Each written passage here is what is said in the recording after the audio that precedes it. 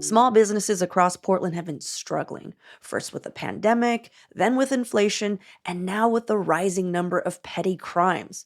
And on top of it all, they're not finding much support from City Hall. So today on CityCast Portland, we're talking with Nicole Blanchet, co-owner of the Leisure Public House, a restaurant and bar in the St. John's neighborhood of North Portland. Nicole's here to tell us about what she's encountered trying to keep her business afloat. It's Thursday, July 13th. I'm Claudia Meza, and this is what Portland's talking about. So, the Leisure Public House is actually pretty close by where I live. And I know what I know about it. It's a neighborhood bar and restaurant. But how would you describe the vibe to someone who has not come in yet? Like, who's your clientele? What are you serving?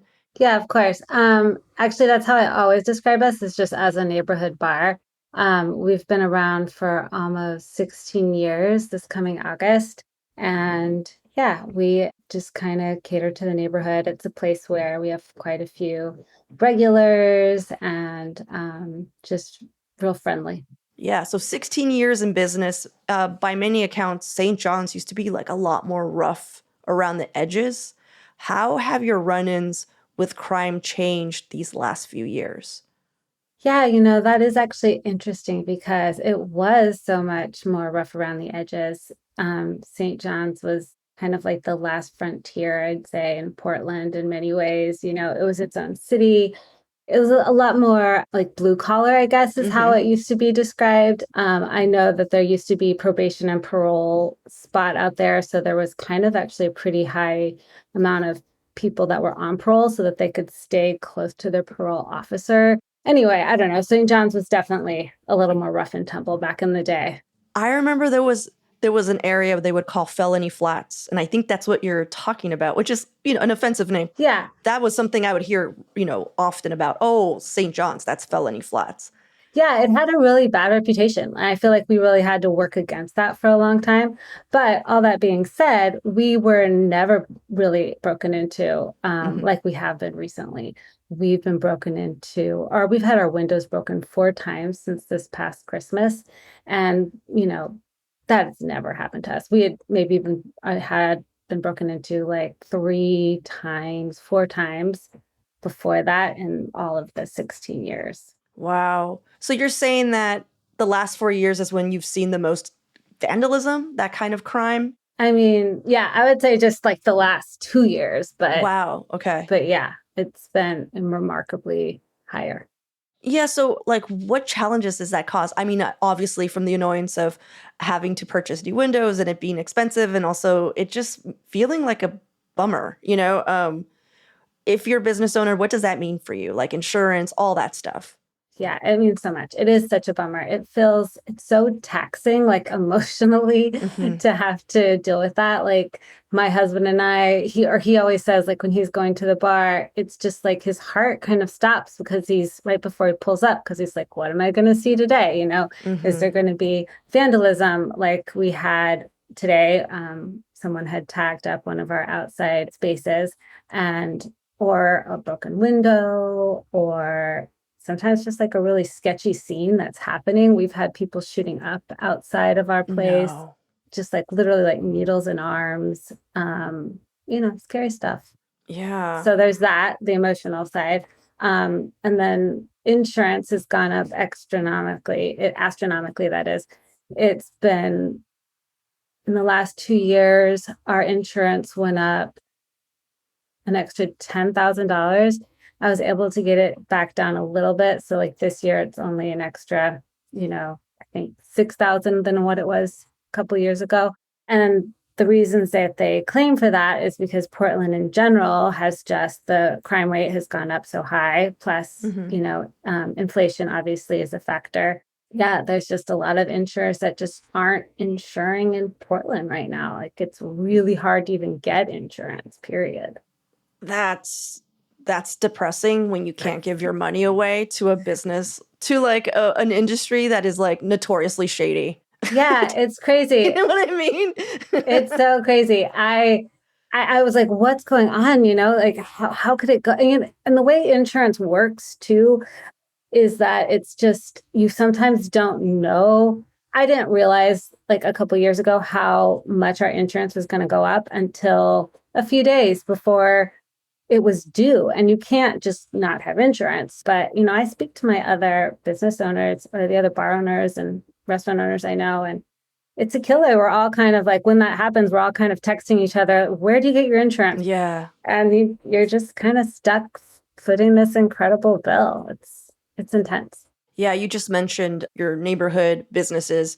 How have you guys been wrestling with all of this? Like, I've noticed that when someone gets hit, and I mean like a window gets broken, it's 3 or 4 other businesses also got their windows broken, because whoever's doing this isn't just going for like a smash and grab.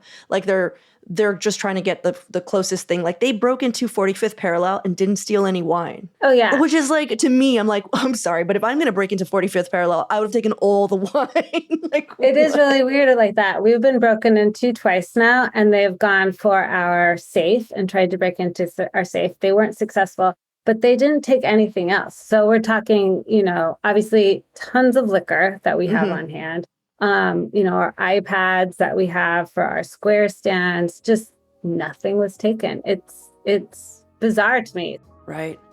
All right, well, let's take a quick break here. And when we come back, let's talk about what City Hall has been doing, if anything, to help local businesses with these issues.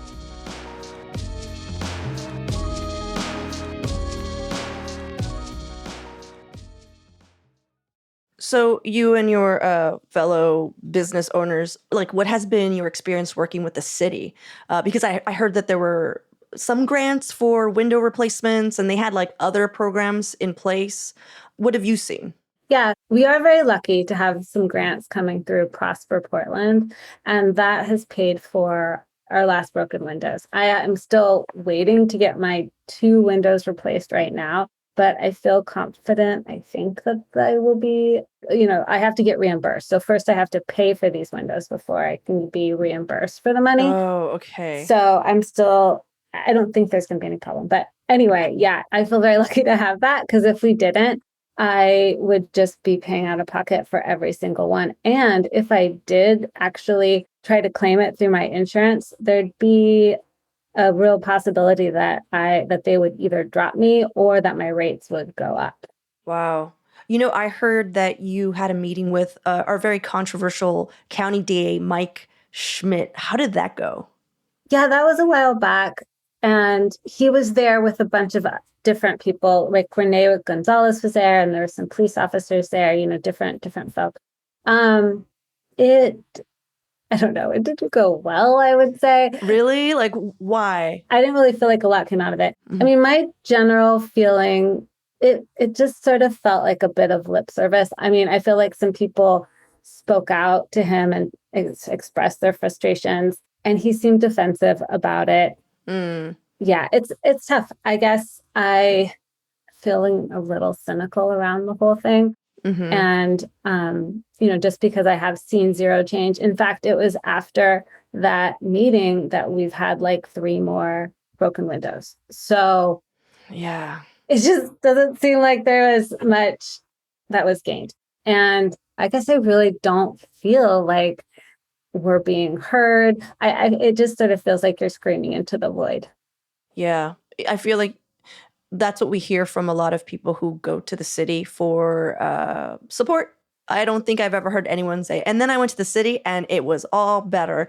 So they might be a bit overwhelmed, maybe. Like, yeah, I mean, I don't blame the police officers that are understaffed and, have trouble being able to get to all of our calls. But I will say there's like almost no police presence in our area of town. And I see, whenever I go online, when I need to file my, reports about broken windows, that they're looking for police officers and they're wanting to hire. Yeah, it's hard. I mean, I don't want to necessarily blame people that don't have an ability to make change, but all I know is the system is feeling really broken on my end. And I feel like we're on our own. You mentioned that you have been talking to fellow business owners in the neighborhood. what is it about there was like a business owners app or something? Yeah. So tell me about having to take things into your own hands. I just want to know what you guys are up to. Yeah, we all just have sort of like a shared app. I guess it's like a shared texting app, really. Hmm. And we're using it to communicate when sort of things go wrong. For instance, this morning, there's a new tap room that's going to be opening, and their door was completely bashed in today. And so that's actually how they found out about their door being bashed Oh in, my gosh. was because, someone saw it and posted it on there. And so, yeah, it's sort of just a way for us to sort of be like, oh, did anyone see this happen over here? Can you tell the owners? Because, again, there's like no police presence. Like there's no police that drove by and saw an absolutely clearly broken window and, contacted anyone. Hmm. What do you need from the city to help with all these issues that you're having? Like I can't, I mean, because I'm imagining you go there and you're not only wanting to talk to them, but you're asking for support. Like what is the support that you need from them? I really feel like police presence is the biggest support that we could benefit from. I do also think more prosecution of people that are doing these things. Hmm. And we did recently have one of the DAs come down, and they were just helpful in saying that, we really do need to be keeping track of as much as we can the different people that are doing these crimes, because it usually is just a few people who are perpetrators of these crimes. So if you can, I guess, keep track and, keep trying to, do what you can, like what we're doing with our app, that would give them more teeth when they're trying to prosecute. So they're basically asking you guys, the business owners, to keep track of who's doing this to you. To a degree, yeah. I mean, they're just kind of saying like, yeah, what you're doing with, communicating with each other and doing all that is good, But yeah, the other side of that is we're in essence sort of doing someone else's job. Yeah. So what I'm hearing, you're saying more police presence and more prosecution from the city, and possibly maybe them also doing more of the job that they're supposed to be doing that we're already paying into taxes for them to do. But what about the community? Like, what can we do to help? Like, is there, I feel like it's all of our responsibility to create the community we want to live in, right? I don't think that we should be policing each other. I don't think that we should be vigilantes or such. But like, what can we do as a community to support businesses that we don't want to see go out of business? I mean, supporting with your dollars is usually the best way that you can do it. I mean, that's how we're surviving. I feel like I'm nervous to keep raising our prices, even though it's hard to really be breaking even these days with Wow. inflation going up as much as it is. And as I mentioned, my insurance is pretty astronomical. And I don't want to gouge my customers, but at the same time, and I'm worried that if I raise my prices, they're going to not come in. So, I mean, that's what I struggle with, is just kind of trying to be able to survive and yet not make my customers, scare them off with too much of price increase. And then, outside of that, I would obviously say, just trying to support us with your votes and, who we choose to bring into office in Portland, and just keep putting on this pressure so that hopefully things improve, which Hmm. I want to be optimistic, and I want to believe that things have got to change, just because it feels like we're all on the same page about being unhappy about this current situation. Yeah. You mentioned you've been doing this for 16 years. Are you feeling burnt out? Yeah, I mean, I struggle with feeling really burnt out, I would say. It's been hard. I mean, it's also, it's my husband and I's only income. And sorry, I'm feeling a little emotional about it, because It's it just okay. is something I think about a lot. Hmm. And I've just been thinking hard about, should we, you know, do something else, or, how do we make it so this just isn't so taxing on our psyche, and also just sort of questionable whether it's just a good business decision anymore. I mean, our bar leisure has been really good to us. I always say, like it's always grown.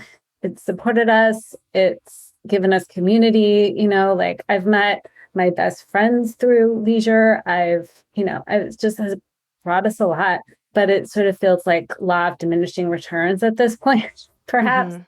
And yeah, I'm not always sure if I have it in me. But then, I feel like that. And then I have like a really good interaction with a customer and we have a good few weeks, and then I don't feel that way anymore. So it just sort of ebbs and flows. Well, Nicole, I hope that you stick around. I mean, I know of so many people in this community that love your establishment and love going there. And thank you for doing what you do, which is you create community and you make people want to live here. So thank you for fighting that fight, Nicole. Thanks.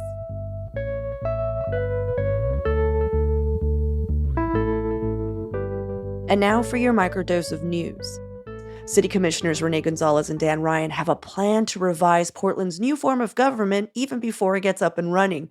They want to cut the number of people on the new city council from 12 to 8, establish mayoral veto power, and simplify the ranked choice voting system. It's not clear yet whether they have the third vote necessary to put this idea on the November ballot, but both Mayor Ted Wheeler and Commissioner Mingus Mapps have previously communicated reservations about many pieces of the current adopted changes, so maybe. And local clothing store Wild Fang and drag review Darcel 15 Showplace have set a new world record. At 4:41 a.m. on Wednesday morning, their Dragathon fundraiser surpassed the current Guinness World Record for the longest drag artist stage show. The fundraiser, which featured over 48 hours of drag performances, wrapped up at 4 p.m. yesterday, raising hundreds of thousands of dollars for the LGBTQ+ youth suicide prevention nonprofit Trevor Project. And I can attest, it was a blast. For even more local news and events, sign up for our daily newsletter, Hey Portland. We'll throw a link in the show notes.